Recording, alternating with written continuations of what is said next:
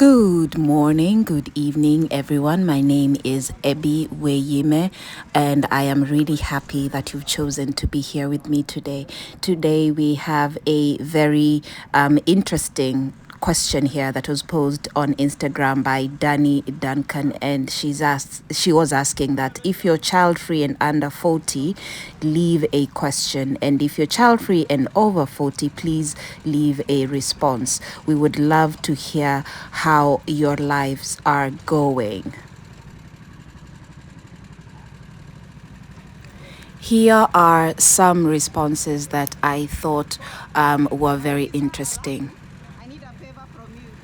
Chanel_Maries says, I worry about being old alone, having to be sick in hospital alone, relying on kindness of strangers, and then dying alone. I know I don't want kids, but these scenarios scare me. This was actually a very interesting comment by someone who's over 40 and child-free. Alexa Lee whatever, honestly I'm having trouble reading that name, but she says, or he says, I think about that too, but then I think about how much worse it could hurt to leave my child behind when I can't do anything about my dying. I'd rather be living, not hurting anyone. I'd rather be the last to die than to have them hurt because of me. At least when I'm the last to go, I'll go looking forward to potentially seeing my loved ones on the other side.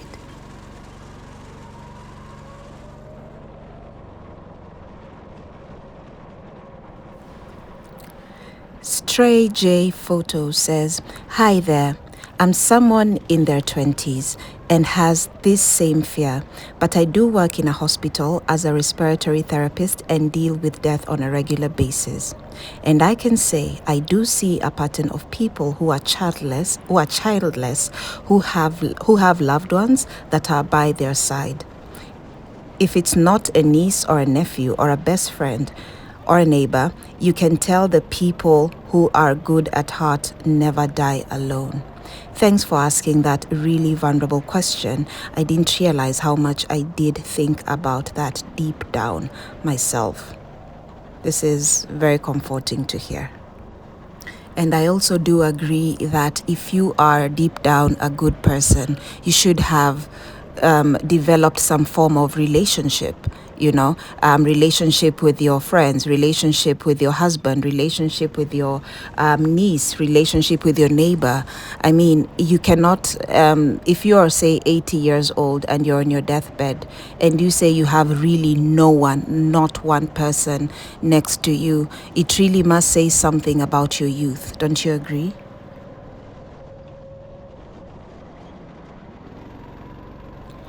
Ideas and Vision says, I just turned 40, and one of the greatest things I did to myself looking back is not being a mother. Growing up, I didn't have the urge to have kids, but I also didn't know if it was normal, quote unquote. But now that I know better, I am grateful. With age comes more affirmation and less questioning, but best believe they will still ask who will take care of me when I'm old. It's unfortunate that kids are considered retirement schemes. But one thing for sure, I would rather regret not having kids than regret having them. Another thing I usually tell myself and my friends is you cannot regret what you never wanted.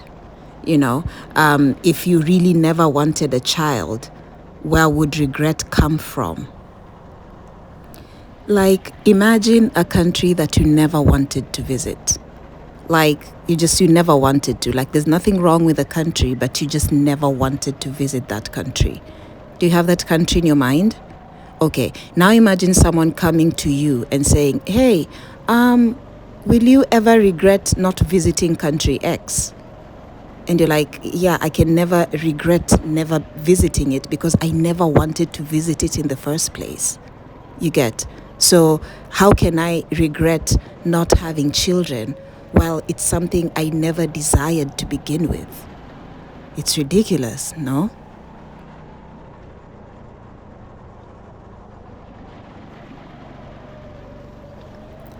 Boss Lady Online _ is asking, what's been the hardest part and easiest part of not having kids? Non-sarcastic replies, please. Meow Tiniac says, the fear of getting pregnant is real and there isn't any hard part in my opinion. I agree. I mean, that's also part of the reason why I tied my tubes. Really, the moment you agree or the moment you decide that you are child-free, one of the biggest fears that you will have is getting pregnant. I'm telling you, it's like a nightmare. Tom Math 246 says, hardest, seeing my parents without grandkids. I'm an only child. Easiest, changing careers, losing my job without having to worry about little people, being sick without having to worry about little people, sleeping in on the weekends, etc. I do understand the kind of guilt that child-free people may have, especially if you're an only child, because you're thinking, oh my God, I am denying my parents their right, quote unquote. I'm denying my parents their right to have a grandchild. But then you have to realize that when their time came, they decided to have you. Now it's your time to decide. It's not about paying it forward. It's not like it's a favor that you're doing. There was no contract. There was no agreement that you are going to have a child because they had you.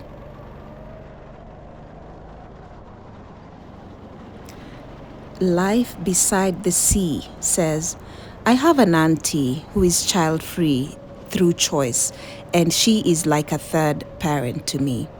She would say she gets all the joy from her nieces and nephews, but while still living an independent life. She has always been such a role model and a fantastic feminist who lives proudly child-free. She is in her 60s, has great hobbies, has an amazing career, and would put anybody in their 20s Tinder to shame. Laugh out loud. She lives authentically herself, and we all love her for it. I myself currently find myself child-free at 37, not by choice, but learning slowly that there is life outside becoming a mother if that is not the plan for me. Having my aunt as a role model does help. One of the things that I get a lot from people on my social media pages is they tell me I helped them get through accepting that they may not be mothers. Because society has been demonizing infertility issues and always blaming them on the woman and telling a woman that she's less than when she does not have children, women with infertility issues have been really going through a tough time with regards to society. But now that we have a child-free movement, women that are saying, hey, I do not want to have a child and I am happy and I'm comfortable, and they can see us thriving, it really helps them accept the fact that they may not be able to be biological parents. And for that, I really do thank the child-free movement.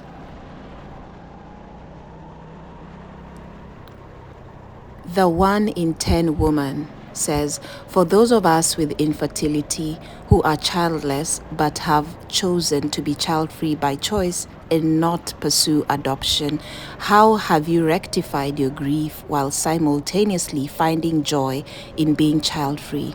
Thank you for this healing, wonderful thread. Sally silently says, by realizing that mothering comes in many forms. I've never birthed, but I've mothered my siblings, cousins, family, animals. Impact is the driving force in a life well lived, and you have a massive impact on people without having birthed them. The grief is hard to wade through. It's taken me a long time to be at peace with it, but I won't lie and say it doesn't still sting at times. But I find joy in having spontaneous adventures with my husband, loving my dog, and realizing that everyone in my life needs more love. Without kids, I am more free to love on others. I personally think that once you accept that you may never be a mother and be at peace with it, that's when you'll start living. Because you'll not always be looking at the calendar and looking at your period and taking pills and taking injections and doing all of that. You would have already accepted that motherhood was not for you, and that too is okay.